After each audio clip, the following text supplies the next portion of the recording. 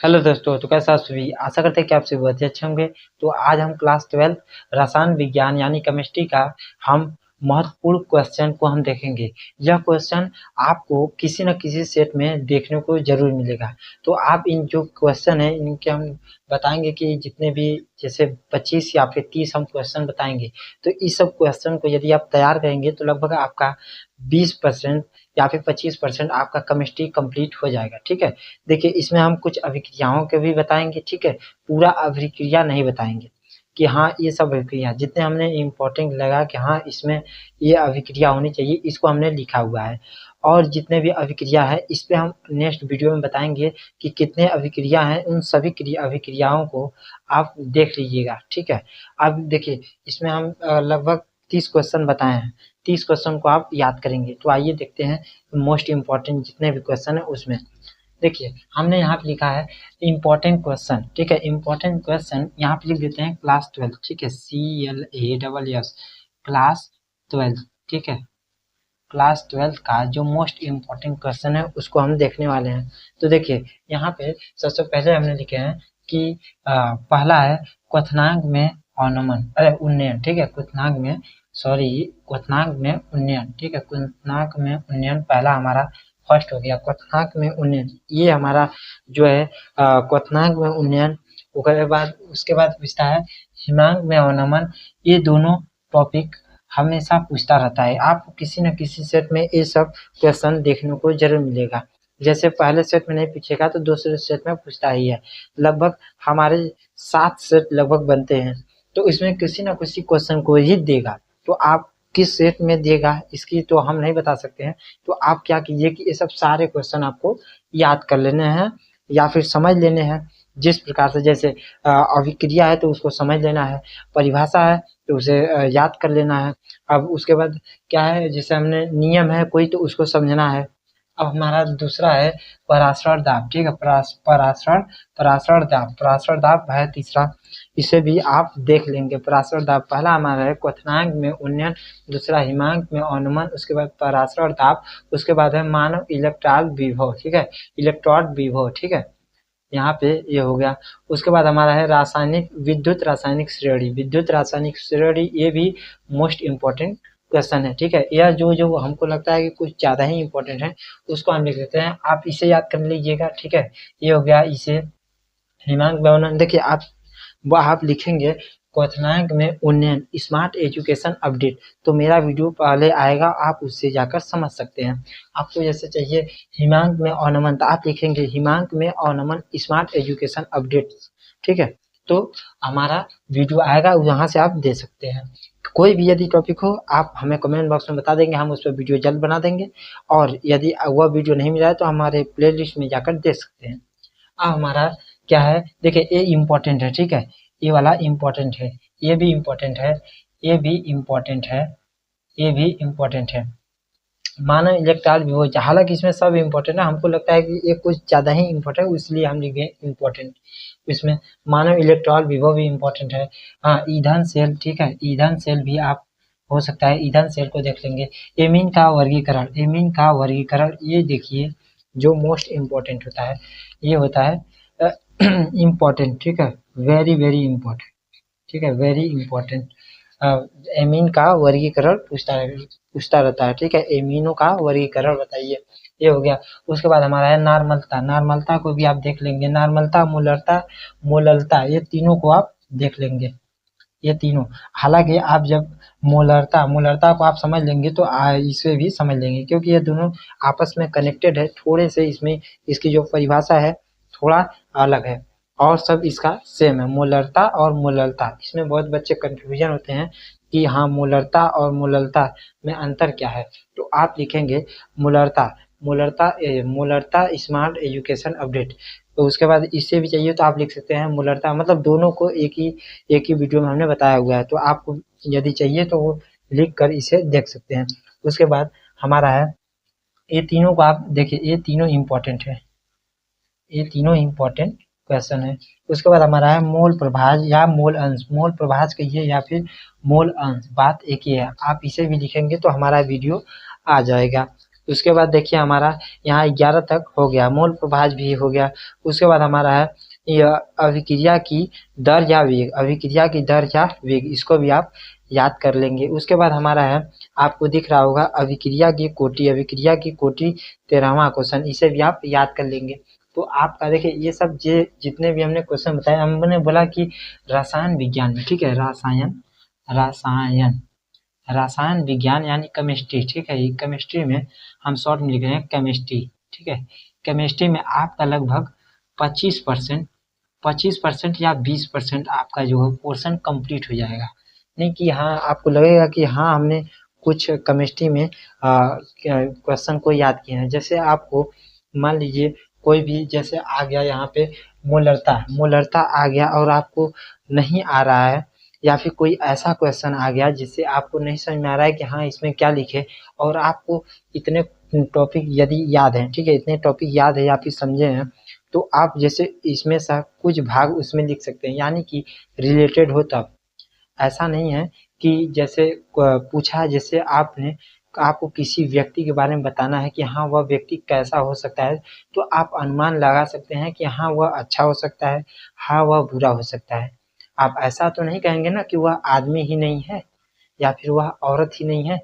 इसीलिए हम करें, यदि आप ये टॉपिक याद करेंगे तो आपको जैसे कोई नया क्वेश्चन आ गया, वह नहीं समझ में आया, तो आप क्या करेंगे, इसमें से रिलेटेड लगेगा कि हाँ वह क्वेश्चन में फिट बैठ रहा है, तो यहाँ से आप लिख सकते हैं। जहाँ आपको कुछ नहीं मिलने वाला था वहाँ पे आपको 2 नंबर या फिर 3 नंबर मिल सकता है। उसके बाद देखिए हमने कहाँ पर देखा था, हाँ अभिक्रिया की वेग या दर ये हो गया। उसके बाद अभिक्रिया की कोटि, यहाँ पे अभिक्रिया की कोटि हो गया। अभिक्रिया की कोटि भी इम्पोर्टेंट ही है, ठीक है, इसको भी इम्पोर्टेंट लगा देते हैं, इम्पोर्टेंट। अभिक्रिया की आणविकता, इसको भी आप समझ लेंगे, अभिक्रिया की आणविकता। देखिए जो अंत में है, अंत में हम बताएंगे आपको, जो स्क्रीनशॉट मारने का भी मौका देंगे। और देखिए ये जितने भी हम बता रहे हैं, ऐसा नहीं है कि इसमें से हमने पराशर दाब पर इम्पोर्टेंट नहीं लिखा है तो यह इम्पोर्टेंट नहीं है, नहीं, इसमें सभी इम्पोर्टेंट है। जैसे नहीं होता है कि जैसे 2 व्यक्ति 3 व्यक्ति होते हैं, रेस लगाते हैं, तो हमको उसमें पता नहीं चलता कि कौन सा सबसे बेहतरीन दौड़ाता है। जैसे 100 लोगों की रेस में 4 लोग फर्स्ट सेकंड थर्ड जैसे भी आ जाते हैं। जैसे 4 लोग फर्स्ट, जैसे मान लीजिए 2 लोग फर्स्ट आ गए, 2 लोग सेकंड आ गए, तो आप इन दोनों में अनुमान लगाना है कि हाँ कौन इससे बेहतर है। तो उनका क्या करते हैं कि एक अलग से रनिंग कराते हैं और उसमें पता चलता है कौन सबसे तेज भाग रहा है। तो वैसे इसमें ही सभी इम्पोर्टेंट है, जितने हमने बताए हैं ये सभी क्वेश्चन इम्पोर्टेंट है। जो लगता है कि हमको बेस्ट है उसे हमने इम्पोर्टेंट लिखा है, ठीक। उसके बाद हमारा देखिए यहाँ पे 14वां अभिक्रिया की आणविकता। उसके बाद देखिए यहाँ से स्टार्ट करते हैं, डार्जन अभिक्रिया लिखा हुआ है, मगर रुक जाइए यहाँ पे, क्योंकि हमने 30 के बाद डायरेक्ट यहाँ पे 31 लिखा हुआ है। उसके बाद देखिए, उसके बाद हमारा है संक्रमण तत्व, संक्रमण तत्व को भी आप देख लेंगे, संक्रमण तत्व। उसके बाद हमारा है लेंथेनाइट संकुचन को भी आप देख लेंगे। उसके बाद देखिए हाँ ये भी इम्पोर्टेंट है, ठीक है, ये दोनों ही इम्पोर्टेंट है, इम्पोर्टेंट, ठीक है, वेरी वेरी इम्पोर्टेंट। ये हमेशा आते ही रहते हैं, चाहे देखिए लिगेंड आता है, लिगेंड के प्रकार, ये दोनों आते हैं लगभग 3 नंबर या फिर हाँ 3 नंबर में ये आते हैं। लिगेंड किसे कहते हैं, लिगेंड के प्रकार, ठीक है, प्रकार। उसके बाद उप सहसंयोजक संख्या, ठीक है, इसे भी आप समझ लेंगे, उप सहसंयोजक संख्या ये भी आता है, इसे इम्पोर्टेंट लिखिएगा। उसके बाद हमारा देखिए यहाँ पे हमारा होगा एल्कोहल का वर्गीकरण, एल्कोहल का वर्गीकरण भी आप देखेंगे। यहाँ पे एल्कोहल का वर्गीकरण वेरी इंपॉर्टेंट, ठीक है, इम्पोर्टेंट, वेरी इंपॉर्टेंट। एल्कोहल का वर्गीकरण, इसमें हमने पहले बताया एमीन का वर्गीकरण, ये भी इंपॉर्टेंट है और ये भी इंपॉर्टेंट।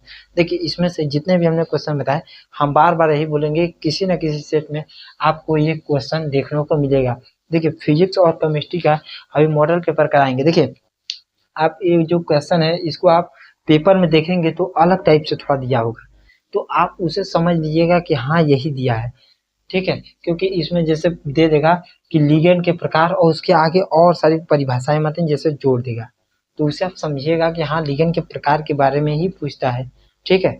उसके बाद हमारा हो गया, देखिए एल्कोहल का वर्गीकरण, ये भी हो गया। उसके बाद हेनरी का नियम, हेनरी का नियम हमने बताया कि हेनरी के नियम, और इसमें हमने कुछ अभिक्रियाएं भी दिए हुए हैं, हेनरी का नियम। उसके बाद राउल का नियम, राउल का नियम भी इम्पोर्टेंट है। राउल के नियम, दोनों नियम आप समझ लेंगे, राउल के दोनों नियम को आप समझ लेंगे, क्योंकि दोनों नियम को लगभग 5 नंबर में दोनों नियम आते हैं। यदि एक नियम पूछेगा तो वह ये 3 नंबर या फिर 2 नंबर में पूछता है।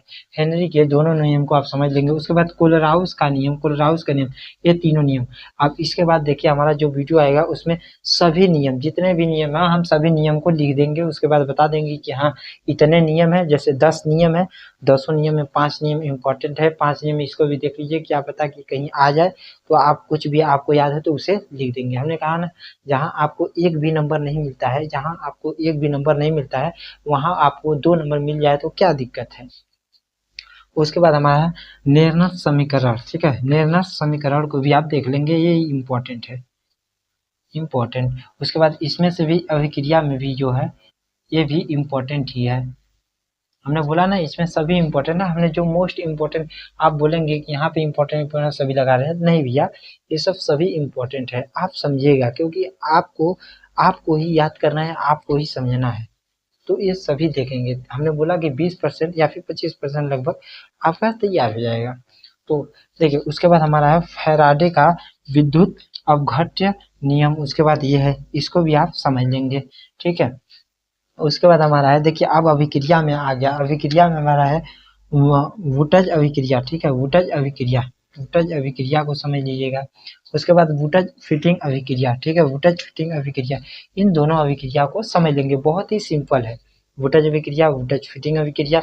उसके बाद देखिए हमारा होता है एक होता है, देखिए इसी में होता है, जैसे 3 होते हैं, एक होता है वुटज अभिक्रिया, एक होता है वुटज फिटिंग अभिक्रिया, और एक होता है फिटिंग अभिक्रिया, ठीक है, एक होता है फिटिंग, फिटिंग अभिक्रिया, अभिक्रिया, ये तीनों होते हैं, ठीक है, इन तीनों को समझ लेंगे, वुटज अभिक्रिया, फिटिंग अभिक्रिया, उसके बाद वुटज फिटिंग अभिक्रिया। उसके बाद हमारा होता है सीमित अभिक्रिया, सीमित अभिक्रिया को भी समझ लेंगे आप, सीमित अभिक्रिया। देखिए अभिक्रिया में भी बहुत सारे अभिक्रियाएं आते हैं, जैसे हमारा यहाँ पे हेलोजन हेलोफॉर्म, सॉरी हेलोफॉर्म अभिक्रिया, ये इम्पोर्टेंट है, ठीक है, ये इम्पोर्टेंट है। उसके बाद हमारा है हुंस डीकर अभिक्रिया, ये भी इम्पोर्टेंट ही है, हुंस डीकर अभिक्रिया। उसके बाद हमारा यहाँ पे है डार्जन अभिक्रिया, डार्जन अभिक्रिया, ये सब जितने भी हमने बताए, हुंस डीकर अभिक्रिया, डार्जन अभिक्रिया, हेलोफॉर्म अभिक्रिया, वुटज अभिक्रिया, फिटिंग अभिक्रिया, वुटज फिटिंग अभिक्रिया, ठीक है। उसके बाद राउल का नियम, हेनरी का नियम, कोलराउस का नियम। उसके बाद मोलरता, नॉर्मलता, और क्या है मोलरता, ठीक है, मोल, देखिए मोलरता अलग होता है, मोललता अलग होता है। उसके बाद है नॉर्मलता, उसके बाद संकुचन, बताया ना लिगेंड के प्रकार, उसके बाद संकुच, सही क्या लिंथेनाइट संकुचन, उसके बाद संक्रमण तत्व, और लिगेंड के प्रकार तो बताए, उपसंयोजक हो गया। उसके बाद एल्कोहल का वर्गीकरण, एमिनो का वर्गीकरण, और हमने क्या बताया, और हमने प्रासरण दाम, क्वथनांक में उन्नयन, हिमांक में अवनमन, ये जितने भी टॉपिक है ये मोस्ट इम्पोर्टेंट टॉपिक है।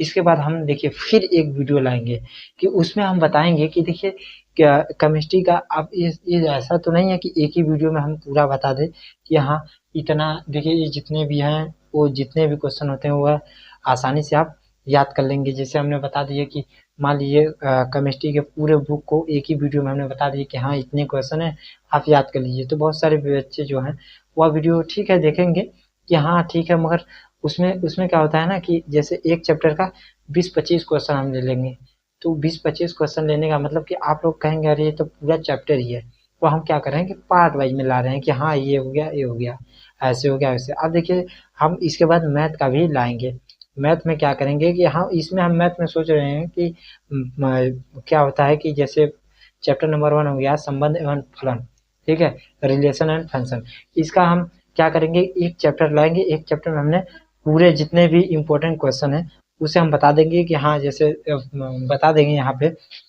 कि मान लीजिए हमारा प्रश्नावली 1, ठीक है, प्रश्नावली 1 का 7वां क्वेश्चन इम्पोर्टेंट है, ठीक है। और अब उसके बाद हम 7वां क्वेश्चन के बाद जैसे प्रश्नावली 1.2 का 8वां क्वेश्चन सही है, उदाहरण नंबर 3 इम्पोर्टेंट है, इसमें हम मैथ में इस प्रकार से हम बताएंगे कि हाँ ये सब इम्पोर्टेंट है और उसे आप तैयार कर लेंगे तो आपका मैथ भी तैयार हो जाएगा, ठीक है। और उसके बाद हमारा जो है हम सोच रहे हैं कि हिंदी में भी आप सभी को अभी जस्ट जैसे जैसे हम वीडियो लाते रहेंगे उसके बारे में बताते रहेंगे कि हाँ इस प्रकार से आपका कवर होता रहेगा। आप हमारे चैनल पर बने रहेंगे तो आपको किसी भी सब्जेक्ट में दिक्कत नहीं होगी। यदि दिक्कत होगी तो आप हमें कमेंट बॉक्स में बताएंगे, हम उस पर बहुत जल्द वीडियो बनाएंगे या फिर उसका सोल्यूशन आपके पास पहुंचाएंगे। आप इसे स्क्रीनशॉट ले लीजिए। तब तक के लिए धन्यवाद। ठीक, स्क्रीनशॉट ले लीजिएगा। धन्यवाद।